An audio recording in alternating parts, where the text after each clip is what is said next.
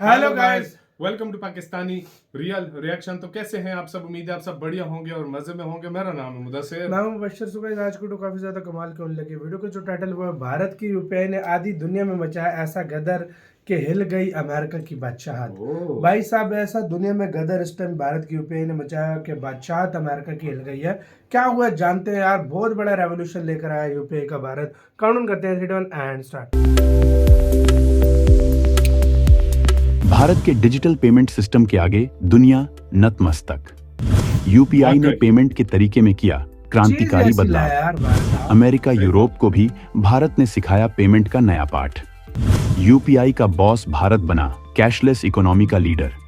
America जैसे पश्चिमी देश भले ही हमारे देश से कुछ मामलों में आगे हों, लेकिन भारत ने डिजिटल पेमेंट का यूपीआई तरीका निकालकर क्रांति ला दी है। आज भारत में छोटे सब्जी वाले से लेकर पान की घुमटी लगाने वाले, कारोबारी से लेकर नौकरी पेशा और गृहिणी से लेकर रिटायर्ड बुजुर्ग तक सब फोन के एक क्लिक से पैसे का भुगतान करने और किसी को भी पैसा ट्रांसफर करने की सुविधा का इस्तेमाल कर रहे हैं। 40 करोड़ की भारी भरकम जनसंख्या वाले हिंदुस्तान के लिए यूपीआई ने जिंदगी जितनी आसान बना दी है, उसने दुनिया को हैरान कर दिया है। खास बात यह है कि यूपीआई का सिस्टम भारत ने खुद विकसित किया है। यूपीआई यानी यूनिफाइड पेमेंट इंटरफेस की शुरुआत भारत में 11 अप्रैल 2016 को तत्कालीन reserve bank governor Raghuram Rajan ने की और 8 साल के अंदर ही जहां भारत यूपीआई के माध्यम से 120 करोड़ का डिजिटल ट्रांजैक्शन कर रहा है, वहीं अमेरिका का डिजिटल पेमेंट ट्रांजैक्शन मात्र 40 करोड़ है। लेन देन के इतने आसान और सरल तरीके से अचंभित दुनिया के कई देश भारत के साथ मिलकर यूपीआई को अपने यहाँ लागू कर रहे हैं। इस लिस्ट पर गौर कीजिए। Oman, Mauritius, Bhutan, Nepal, France, Sri Lanka, UAE, Singapore, ये वो देश हैं जहां यूपीआई पेमेंट का सिस्टम शुरू हो चुका है। सरकार की तरफ से एक मेमोरेंडम साइन किया गया है।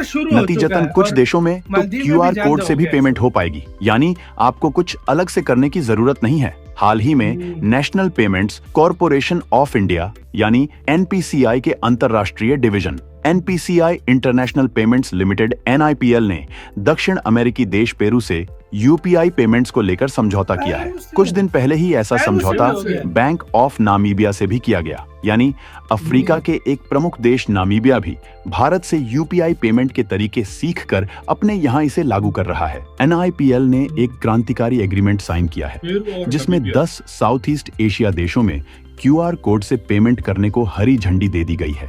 Malaysia, Thailand, Philippines, Vietnam, Singapore, Cambodia, south Korea, Japan, Taiwan और हांगकांग में भी इससे पेमेंट की जा सकेगी, यानी यूजर्स को इससे पेमेंट करने में काफी आसानी होगी। कभी भारत को आंखें दिखाने वाला मालदीव भी अब लाइन पर आ गया है। पिछले साल भारत के विरोध में बातें करने वाले मालदीव के राष्ट्रपति मोहम्मद मोइज्जू के तेवर अब ढीले नजर आ रहे हैं। हाल ही में भारत के विदेश मंत्री एस जयशंकर मालदीव के दौरे गए तो मालदीव ने उनका न केवल भव्य स्वागत किया बल्कि कई समझौतों पर साइन भी किए। इन्हीं में एक समझौता यूनिफाइड पेमेंट इंटरफेस यानी यूपीआई से जुड़ा भी था। वही यूपीआई जिसके जरिए आप और हम जरूरी चीजों के लिए मोबाइल के माध्यम से पेमेंट करते हैं। इस समझौते के बाद अब मालदीव में भी लोग यूपीआई के जरिए पेमेंट कर पाएंगे। यूपीआई छोटे और गरीब देशों के लिए किसी वरदान से कम नहीं है, क्योंकि इसमें खर्च भी बचता है और कारोबार को प्रोत्साहन भी मिलता है। मालदीव की ही बात करें तो यूपीआई सिस्टम लागू होने पर यहाँ के प्रमुख पर्यटन उद्योग को भारी फायदा होगा। पड़ोसी देश नेपाल में भी यूपीआई तेजी से लोकप्रिय हो रहा है। 6 महीने से भी कम समय में नेपाल में 1 लाख से ज्यादा क्रॉस बॉर्डर यूपीआई लेन देन हुए हैं, जिनमें से ज्यादातर व्यक्ति से व्यापारी हैं। नेपाल आने वाले विदेशियों में सबसे बड़ी संख्या भारतीयों की है, जिसके कारण वहां यूपीआई लेन देन में बढ़ोतरी हुई है। इसी तरह नेपाल के लोग भी भारत में भुगतान के लिए यूपीआई का उपयोग कर सकते हैं, जैसे दुकानों पर, यात्रा बुकिंग, ऑनलाइन शॉपिंग, होटल। सबसे अच्छी बात यह है कि इन लेन देन के लिए यूपीआई का उपयोग करने पर कोई अतिरिक्त शुल्क नहीं लगता। ये सेवा एनआईपीएल की अंतरराष्ट्रीय शाखा ने मार्च 2024 में फोन पे के साथ साझेदारी में मार्च 2024 में शुरू की थी। एनआईपीएल ने नेपाल स्टेट बैंक लिमिटेड के साथ मिलकर नेपाल में रुपए कार्ड शुरू किया, जिससे दोनों देशों के बीच वित्तीय लेन देन को बढ़ावा मिलेगा। एनपीसीआई के मुताबिक यूपीआई भुगतान में 45% वार्षिक वृद्धि और लेन देन मूल्य में 35% की वृद्धि दर्ज की गई है। यूपीआई लेन देन का दायरा जिस तरह पूरी दुनिया में बढ़ रहा है, उसने अमेरिका तक में खलबली मचा दी है। पिछले दिनों अमेरिका दौरे में पीएम मोदी ने भारत के यूपीआई सिस्टम को वहां शुरू करने की वकालत की थी।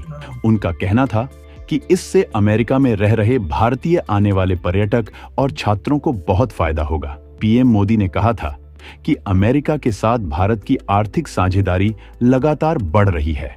बड़ी संख्या में अमेरिका में भारतीय रहते हैं।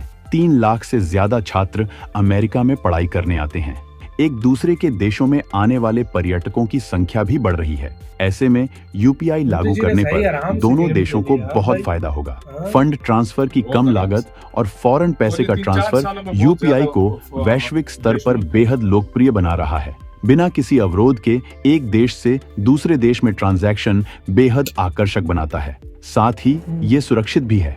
एक हालिया रिपोर्ट बताती है कि बीते 6 सालों में खुदरा डिजिटल पेमेंट में 100% से ज्यादा की तेजी देखी गई है। साथ ही रिपोर्ट में अनुमान जाहिर किया गया है कि अगले 6 साल में देश में डिजिटल खुदरा पेमेंट में फिर 100% की ग्रोथ आ सकती है। यार वीडियो खत्म यार। यूपीआई मतलब पिछले 6 सालों में 100% बढ़ा है यूपीआई। मुख्तलिफ देशों में, पेरू में, नमीबिया में, उसके बाद फ्रांस, मतलब मुख्तलिफ देशों में साउथ एशिया, फुल कर लो। साउथ एशिया तो हो गया भाई।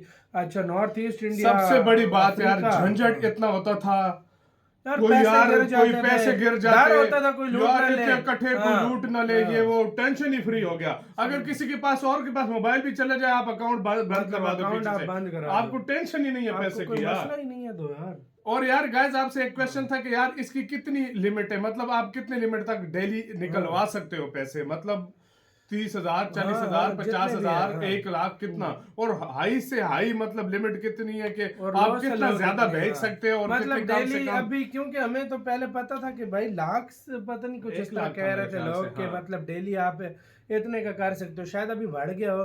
और गाइस कोई इसके ऊपर टैक्स तो नहीं है ना? मतलब हमने पहले सुना था टैक्स आया था, लेकिन मेरे ख्याल में वो नहीं लगा था। फिर हाँ भाई, मैंने वाकई में जितना मुझे लगा, लोगों ने बोला था, फिर वो नहीं लगा था। तो मतलब गाइस ये भी लाजमी बता देना। नहीं, वो कह रहे थे कि उस टैक्स का फायदा नुकसान ज्यादा वो दुकानदार को होता था, उसके ऊपर वो नहीं लगा ना, वो चीजें फिर वो नहीं किया ना, शायद वो नहीं लगा, शायद नहीं किया। तो यार लेकिन देखा जाए तो हर तरह से भाई फायदा है। और अमेरिका जैसा देश यार भाई अभी तो उससे पीछे भाई अभी तो इजी स्कैन करके हर चीज, मतलब आपको डेबिट कार्ड कुछ भी रखने की जरूरत नहीं है। 44 करोड़ रुपीस, 44 करोड़ अमेरिका में, और 120 करोड़ भारत का पे करता है। खुद सोचो, डबल से भी ज्यादा। सही बात है। तो आपका इसके कहना अपने कमेंट सेक्शन में अपना बहुत ज्यादा ख्याल रखना तो यार।